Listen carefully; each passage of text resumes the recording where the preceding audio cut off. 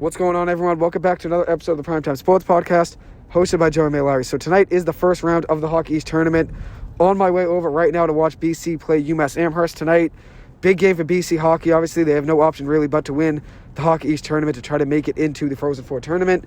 We'll see how they fare tonight. I'm going to preview that game to start off. Then I'm going to get into the Vermont Maine game, which will also take place tonight at 7 o'clock at Maine. And then UNH will be visiting Providence tonight at 7 o'clock as well. I'll preview all three games very quickly. I'll start off with BC hockey, 13, 15, and 6 on the year overall. UMass Amherst, 13, 16, and 5, so very similar records.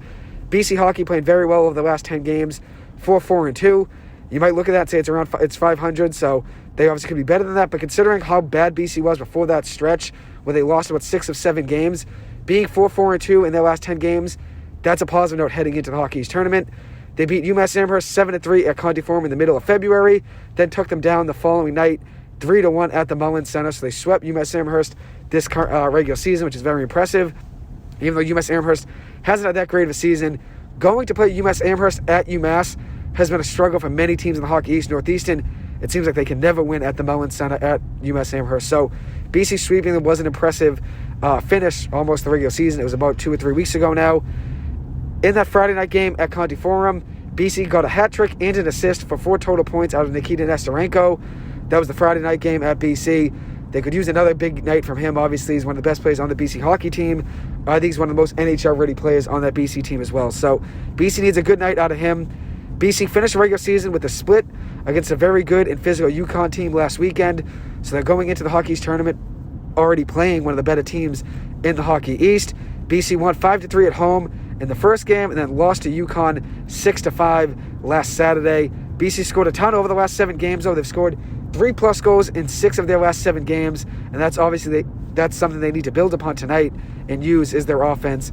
Guys like Trevor Kuntuk, Huddy Gauthier, Nikita Nesterenko, Oscar Jelvik, all those guys have to get going for BC tonight. Colby Ambrosio as well. BC needs as many goals they can get, obviously considering this is really just a one and done. That's how the Hockey East Tournament is. All 11 teams compete. The first 5 seeds all get first round byes. The next 6 teams are all facing each other.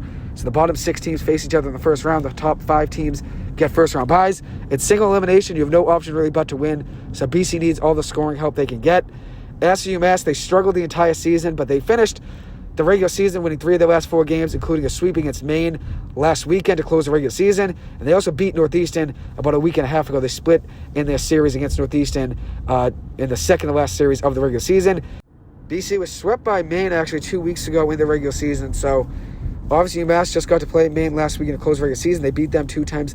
BC lost to Maine twice, but at the end of the day, the Hockey East Tournament really is anyone's game since you don't have to win 2 of 3 games in the first round anymore like you used to.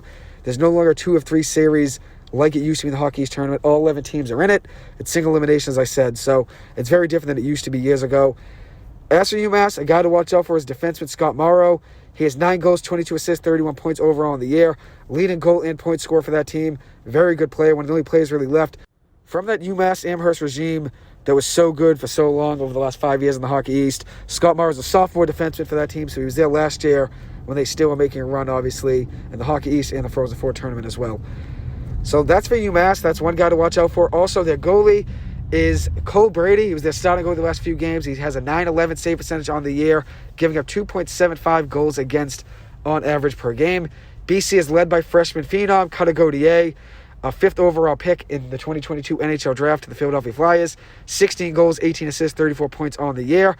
And then Mitch Benson is in net for BC. He's a grad transfer goalie from Colgate, giving up 2.72 goals per game and has a 90.1% save percentage overall on the year. As for Vermont, they will be traveling to Maine tonight. Maine 3-3-4 in their last 10 games, 15-5-5 overall on the year. So they're 500 in the last 10 games and also 500 overall on the year. Vermont 10-19-5 overall on the season, just 1-4-3 in their last 8 games. Isaac Walther is the leading scorer for Vermont on the year, 8 goals, 10 assists, 18 points. He's one guy to watch out for that team, even though they've been struggling. As I said, it is a single elimination tournament. Anybody can win. You can make a run in this just by winning 1 game, and that obviously gets a lot of momentum going. So we'll see what happens tonight for Vermont. They do alternate their starting goalies, so I'm not sure if it would be Gabe Carrier in net or Oscar Audio in net for the Cats, but we'll see what happens there. I'm sure they'll probably roll with whoever they feel is best, but it seems like both guys have been getting starts over the last 4 or 5 games. Maine beat Vermont in the regular season. Both times they played 5-1 and 3-1 in the regular season in December. So they have Vermont's number overall on the year. They're 2-0. Junior forward Lyndon Breen is the Black Bears' leading scorer for Maine. 19 goals, 15 assists, 34 points in 35 games. That's one guy, obviously, they want to get going tonight to get off to a hot start. And Victor Osman is the goalie for Maine in net. For the Black Bears, he's a junior goalie from Sweden, giving up 2.18 goals per game with a 91.9% save percentage, a 919 save percentage overall on the year. So that's one guy to watch out for. Obviously, Osman's been very good at net for them. I think Vermont will keep this close. I didn't give my prediction for the BC game. I didn't give my predictions yet for this Vermont game. Maybe I'll just wait. I'll give you guys a preview of the UNH game and then give you guys my predictions for all three games. The next game is UNH. They will be visiting Providence tonight at 7 o'clock. UNH 11-20-3 on the year. At one point in the regular season, UNH went on a 5-1-4 stretch, winning 5 games, losing 1, and having 4 ties. 4 games went to overtime for them. And that stretch really saved their season, even though they were 11-20-3. Without that stretch, they'd have a lot worse of a record, considering how bad they played overall in the 11-20-3 overall. They were 5-1-3 over that stretch at one point. And if you look at it in the middle of the season, you want to start playing your best hockey going into the playoffs. So in the middle of the season, that's a great time to turn things around. They're capable of winning a game in the Hockey East tournament, in my opinion. They're 2-2-3 in the last 7 games. So playing .500 hockey just about in the last 7 games, 2 wins, 2 losses, and 3 overtime games or 3 ties. So we'll see what happens for them there tonight. They will be visiting Providence. UNH and Providence, they are 1-1-1 versus each other on the year. 1 loss, 1 tie, and 1 win apiece. Freshman Cy Clerk is UNH's best player. 13 goals, 7 assists, and 20 points on the year. Very young player for that team. They didn't really score too many goals overall in the year. He's really all they got for the most part on offense. But he's one guy that obviously Providence has to watch out for. Liam Devlin has the most points for the Wildcats. 24 points off of 12 goals and 12 assists. Another player in UNH that obviously that Providence team has to be ready for. As for Providence, the Friars were led by Parker Forward in scoring. 11 goals, 14 assists, 25 points overall in the year as a senior forward. And a lot of guys on that Providence team are seniors or juniors for the most part, so they all have experience, and they all know what it takes, obviously, to try to make a run in the Hockey East tournament. That helps, having leadership, guys that have played in the Hockey East tournament before, especially considering it's a single elimination tournament now. As I said, anybody can win. That's just a reality. Single elimination, you can make a run. You just got to win one game. That's how you get the momentum and everything swinging in your favor. Providence, though, not really going into the tournament playing their best hockey. 1-7-3 in their last 11 games. A veteran team, as I said, with a lot of guys that are seniors and juniors, so that can play to their advantage. Obviously, having some veterans. But going into the tournament, being 1-7-3 in the last 11 games is not something you want with 1 win, 7 losses, and 3 ties. Obviously, all 3 of those games going into overtime. I like UNH in this game. I'll start with my prediction here. Probably a hot take considering Providence is still the highest seed and obviously had a better record overall in the year. I do like UNH in this game, though. Providence was 14-13-7 overall in the regular season, finishing the regular season with an 8-5-3 record at home. As for UNH, they do not play their best hockey on the road. They are 5-12 overall away from their home arena overall in the season. It's not their best hockey when they play on the road, but I do think they can win the game tonight. Coming in, averaging 2.15 goals per game. Providence averaging 2.88 goals per game. Providence has the advantage in goal scoring per game, and then also in goals allowed per game. Providence only giving up 2.44 goals a game, and UNH giving up just about 3 goals per game. But one advantage that I think UNH has in this game is they're playing better hockey going into this tournament. They're playing better hockey than Providence is heading into the Hockey East tournament. I like UNH in this game. Probably a hot take. Most people wouldn't agree with that considering UNH is 11-20-3 overall in the regular season. But they have a veteran team as well. They actually have an average age of 22 on their roster. Providence is 21. So similar ages, but I do like UNH in this game. Give me UNH winning this game 3-2. As for the other game, Vermont in Maine. As I said, Maine overall on the year is the better record. They are 15-15-5. Vermont is 10-19-5. Maine's been playing very good hockey at home, 11-6-1 in the regular season. Vermont's 3-8-4 on the road overall. Vermont lost both games in the regular season versus Maine. So obviously Maine has had their numbers, as I said earlier. Both teams very similar in age, so you can't really use the veteran leadership like I was talking about in the Providence game, even though UNH actually had more veteran leadership than Providence did. Providence has been a better hockey team, a better program over the last 3 or 4 years than UNH has been, so I gave UNH a little bit of less of an advantage, even though they were older as a team than Providence. Providence has been better historically over the last 4 or 5 years. But just to switch back over to the Vermont and Maine game, Vermont's main issue is goal scoring. They've only scored 1.82 goals per game on average. As for Maine, they've scored just about 2.5 goals per game, 2.57 goals per game. They've given up similar amounts of goals per game, though. Vermont giving up 2.76 per game, and then you got Maine giving up 2.57. Very similar in the penalty kill, both very similar in the power play. Maine scored at 18.3% of their power plays. As for Vermont, just 13%. But both have been pretty similar penalty kill percentage, 83% for Vermont and 81% for Maine.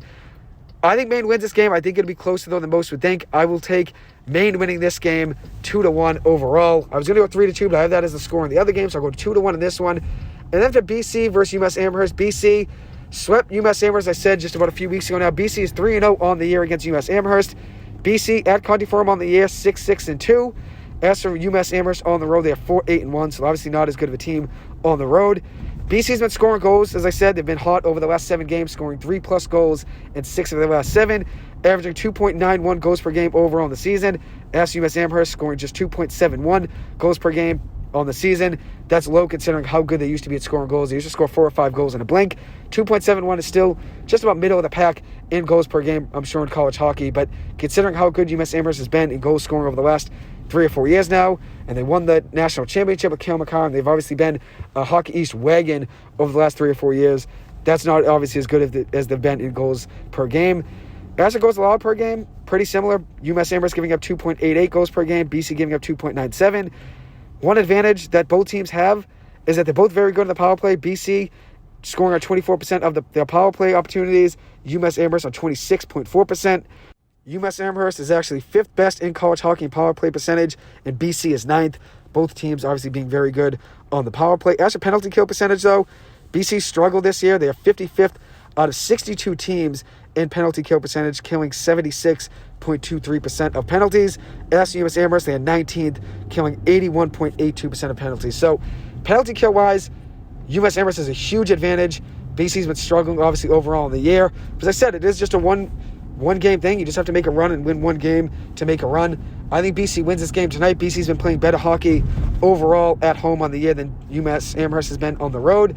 BC being 3-0, obviously you'd look at it, BC has an advantage being 3-0 overall in the year. But a famous quote by a former BU head coach, Jack Pocket, said, I believe it was in the early 2000s when BC was playing BU. BU was 4-0 versus BC in the regular season, playing BC a 5th time, this time though in the Hockey East, it was not the Hockey East, Frozen Four tournament. BC was 0-4 on the year against BU, so obviously BU had a big of an advantage, obviously having BC's number overall in the regular season. Jack Parker of BU was asked, though, what does it take to beat BC a 5th time? And he said, you only have to beat BC once. You don't have to beat them a 5th time. And that's, at the end of the day, what the Hockey East tournament comes down to. Very similar. It's single elimination. It's all about beating teams just one time. So even though BC is 3-0 versus UMass Amherst, you can't take them lightly. I do think BC wins this game, though. Give me BC winning this one 5-3. So I got BC winning 5-3. I got Maine winning. I originally said 2-1 with Maine winning that game. I'm going to go with 3-1. I think it'll be a very close game. I think it'll be 2-1 for most of it, and then Maine will get an empty net goal to close up the game, make it 3-1 overall. I did want to say 3-2 originally, but as I said, Vermont's been struggling to score goals on the year, but I do think they will keep this game somewhat close, at least in my eyes. That's my opinion as of now. I'm going to go Maine winning that game 3-1 with an empty net goal at the end, and then I have Providence versus UNH. I have UNH winning that game 3-2. So I got BC winning, Maine winning, and UNH winning in tonight's matchups. Anyways, thank you guys so much for taking the time to listen to this. As always, I appreciate it and hope you guys have a good one. Thank you.